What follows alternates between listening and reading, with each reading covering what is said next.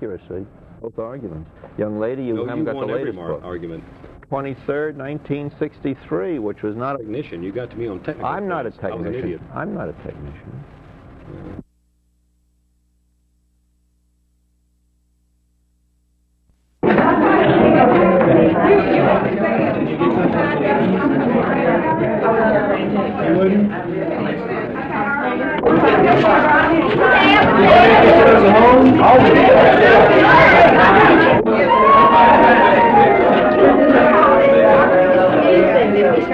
I was just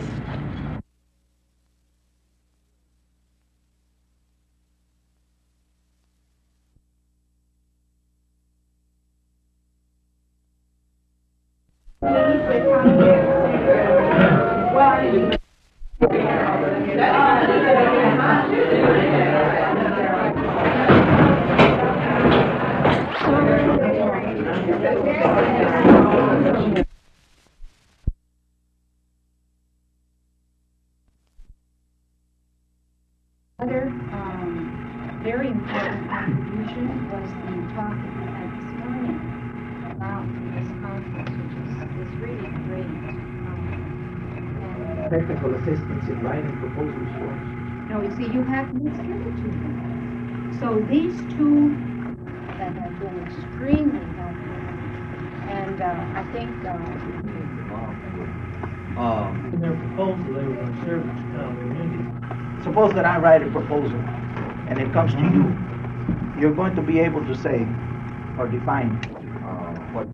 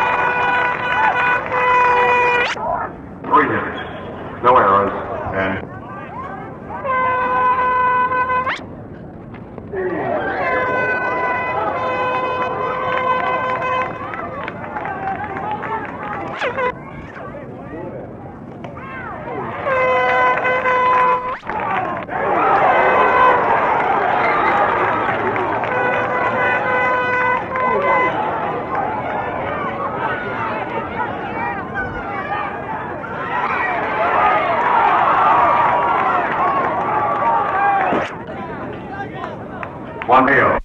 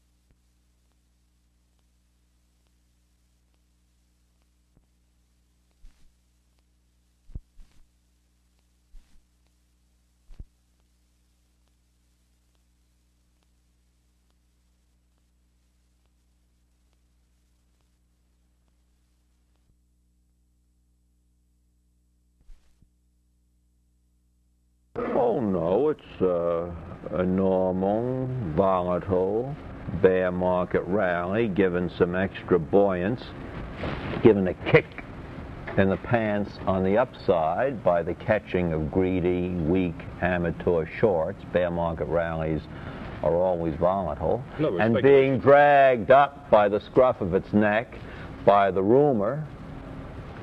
Arrived here. There's a call waiting for me from the richest single house in Wall Street, too rich to be a member of the stock exchange and too wise, with the hot poop, which explains the rally, that at last Nixon is going to get some sense kicked into where he sits. It's the only place to try.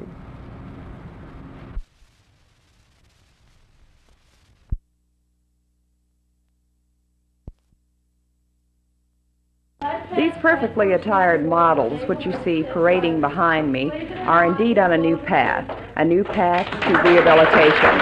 All of the girls are referrals from the county juvenile department, arrested for crimes ranging from drug involvement to prostitution. With future funding in doubt, the center sponsored an open house and fashion show to enlist public support. More than 100 visitors, including 2 county commissioners, toured the facility, which boasts a 54% success record over the 3 years since its inception, with girls between the ages of 13 and 15. 15-year-old Sissy Pruitt is an example of the program's worth. Well, before what I was doing the wrong thing. I was on drugs and stuff like that. I was really doing it hard. And for some reason, whenever I come to the center, you see other people, you know, the other girls are on drugs too, and you see them coming to school really hurting themselves, and you say, well, I don't want to hurt myself like that. And that's why I mostly stopped, because I seen that I was hurting myself using drugs the way I was, and that's why I've changed. Like Sissy, the other girls who are here because they resented authority now accept it, recognizing it as a more desirable alternative than institutionalization. For Channel 8 News on the Move, this is Iola Johnson reporting.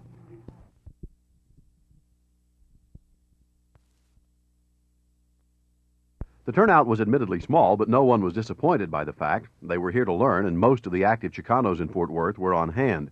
The discussion was free-flowing and totally uninhibited, switching from English to Spanish and back, as Council of Government, HEW, and planning counselors fielded and fed back questions to the participants. One repeated cry was for people in the establishment who would really help instead of being banditos. That's Chicano for rip-off artist. The answer from at least one Chicano was, we also ought to urge our people to get to work. Stop sitting around drinking beer. Did you get to meet George Valdez? George, hi, how are you? Jerry Taft from Channel 8 News. What do you think of the conference so far? How do you think it's gone? Come on in, Mike. I feel the conference has been a success. As I mentioned earlier, some of the objectives of the Chicano Planning Council, which is sponsoring the conference, are one of them is to provide knowledge about social and rehabilitation services, to meet with the specially selected and carefully screened participants from the community. And this will give the resource people an understanding of what the problems and issues are which these community leaders are facing day in and day out. Hopefully that they can then use this information in the implementation of programs in the local area. Do you think somebody learned something today about how to do that? Yeah, I sure do. Yeah, I know they do.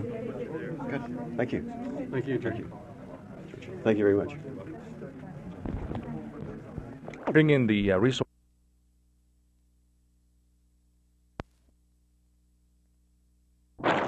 Well, chances are, if you're like most people, when you get your Sunday paper, the first thing you go for is the comic section. And in the comic section, you probably head for Peanuts or Blondie. Well, if you'd lived back in the 1920s or 30s and you read the comics, probably your favorite strip was something called Crazy Cat. Crazy Cat was drawn by artist George Harriman, and during the 1920s and 30s, the strip was the rage of the comic section. 50 years later, serious-minded people are beginning to appreciate the art that went into Harriman's work. One of the many avid fans of this chronicle of the old game between cat and mouse is Mitchell Wilder, who's also the director of the Amon Carter Museum, where an exhibition of the comic strip is now on display. Crazy was one of my favorites, and as a child I grew up in Colorado, and the Denver Post always had Crazy Cat featured, so this was a good excuse to subscribe to the Denver newspaper, you see. Well, what was the premise of this strip, anyway? What was it made it so popular? The fact that Crazy is such a sentimental kitty. When I look back, I always thought of Crazy as being a tomcat. Actually, Crazy is a girl, and she's very much in love with this silly mouse, you see, Ignatz the mouse. And the mouse really resents her affections and throws bricks at her and tries to put her away, put her down, but Crazy doesn't take it at all, and she always comes back, and she's always dearly in love with that mouse. You think there's some kind of social comment in there? Yeah, I think that there's something about like virtue prevailing, you know. Well, what do you say to people who come to you and say, "My goodness, what do you have an exhibition of comic strips in your museum for?" Well, you know, there are all kinds of forms of art, and the comic strip is very much one of the most important things in the 20th century. Well, these crazy cartoons will be on display at the Amon Carter Museum through July 1st. Well, for News 8 on the Move, this is Arch Campbell in Fort Worth.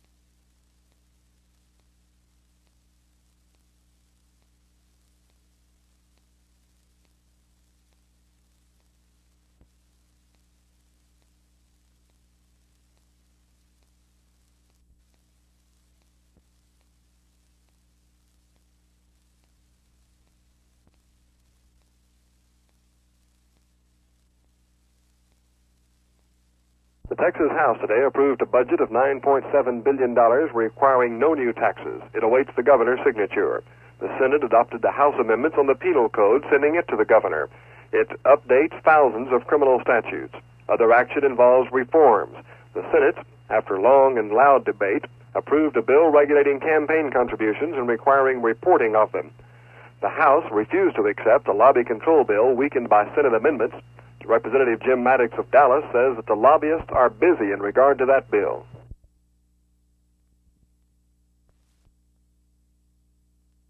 We just picking up the house like we do all the time, and we told them to stay out from underneath the beams. I don't know how many times, and I've learned it. I mean, I haven't been in it as long as he has, and we was getting a block from underneath the wheel, and he was watching me, and the cable broke, and just come down on him before we knew it, on his leg and his hip. He was bent down kind of on his haunches, and it just caught him right back there and bent his legs back. How long was he in there? He was in there about 5 minutes before we could get him out.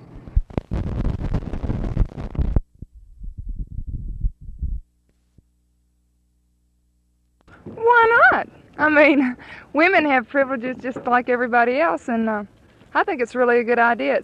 It's brought some attention and some more popularity to baseball at the University of Arkansas, and we've really had a good season this year, so I think it's a good idea. I think we're even going to stick with it. How did you get interested in this? Well, I know one of the coaches, and he just mentioned it to me. Some of the professional teams have Batgirls, and so he said something about it to me, and so I said, well, sounds like a good idea. So we talked to some more people, and we have about 12 girls. Do you, what are your duties during the ball game? Well, when we're at home, we have 2 girls in each dugout and 2 girls in the stands. And the girls in the dugouts pick up the bats after play is over. We keep the helmets lined up. We keep their batting gloves with their bat. We get them water. We talk to them. We cheer. You know, just kind of morale boosters mainly. And what would be his? A relationship there that lasts some form of drugs.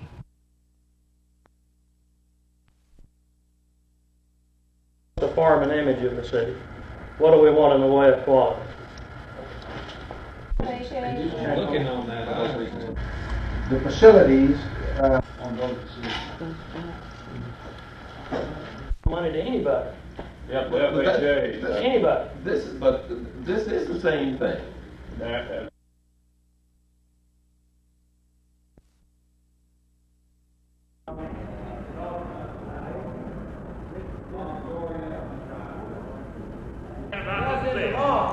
Same thing is true what you're saying about this bill.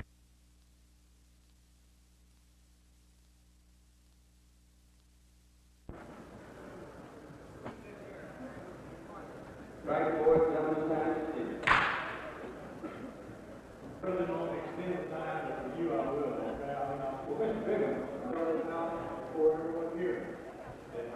think there's any way that you can interpret that as excluding the executive.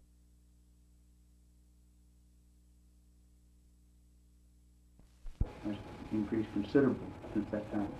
How many cases would you?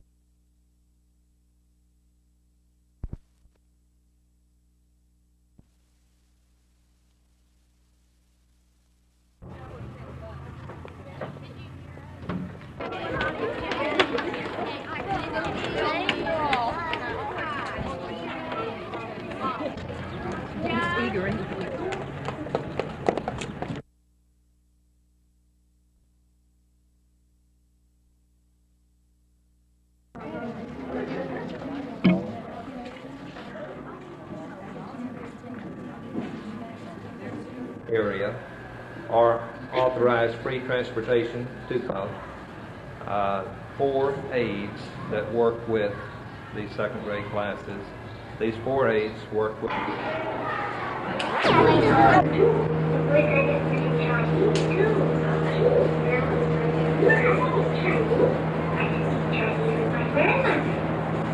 do you know what to say?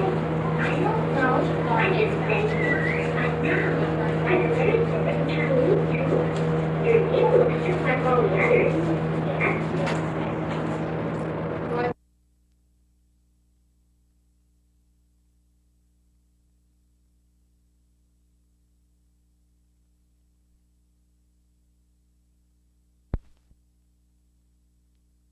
Alan doesn't call it a commuter tax. He gives it a sugar coating, which comes out Commuter Participation Plan. Alan told the council it would help spread the burden for the support of city services over a broader area, since commuters who use those services would help pay for them. Alan also feels his plan would take some of the pressure off the property tax, and said it's nothing new since 1/3 of the nation's largest cities have such a tax. Allen admitted, though, his proposal would weigh heavily on the park cities, since about 80% of their workers work in Dallas. But Allen is convinced his plan is fair. Well, it's certainly fair to the citizens of Dallas. We've got something like 147,000 commuters coming into Dallas and working every day and taking out almost $1 billion in salaries a year. Just the 1% tax on this group would produce something like $98 million. We're looking at enough money to represent something like 24 cents on the tax rate.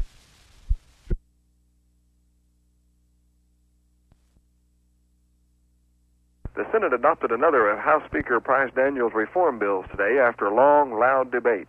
Senator Bill Meyer of Fort Worth floor managed the measure to regulate campaign expenses and contributions and require them to be reported. The House rejected a bill designed to control lobbyists because the Senate had weakened it considerably.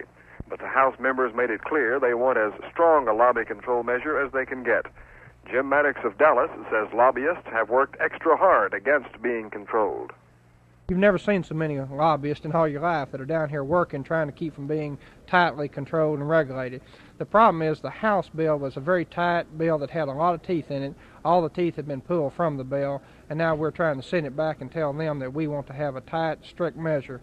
And the lobbyists are trying to kill it now. They're doing everything in their power. I've had 4 lobbyists come see me within a 24-hour period in an attempt to get me to go along with them on the bill. And today we have refused to go along with them, and I give the House representatives a real applause for that.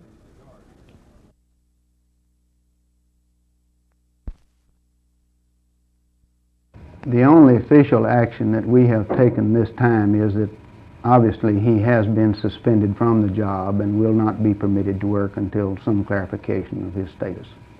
Obviously, I'm very concerned about the department. We select our employees as best we can. We train them as best we know how. And we hope for the best, and I think generally we've had very good luck, but sometimes things just don't go right.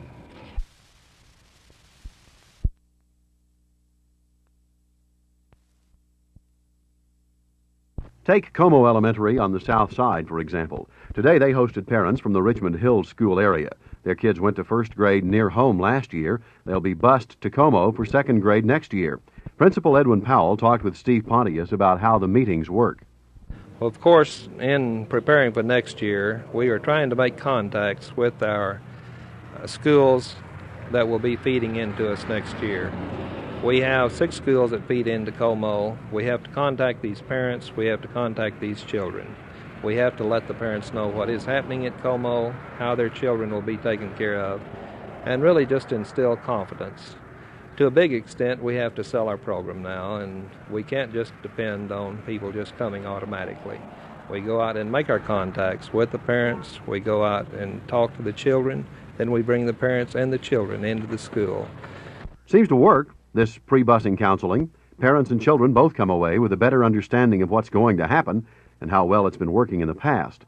Jerry Taft, Channel 8 News on the Move, Fort Worth.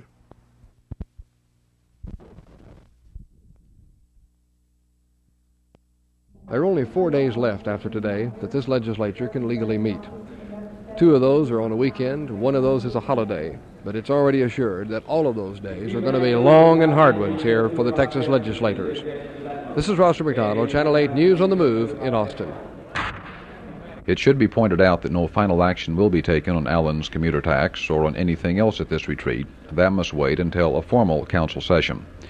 Actually, there's nothing new to Allen's commuter tax. He brought it up initially a couple of years ago. It created a lot of controversy then, and apparently it's going to create a lot of controversy again. Jack Hill, Channel 8 News on the Move.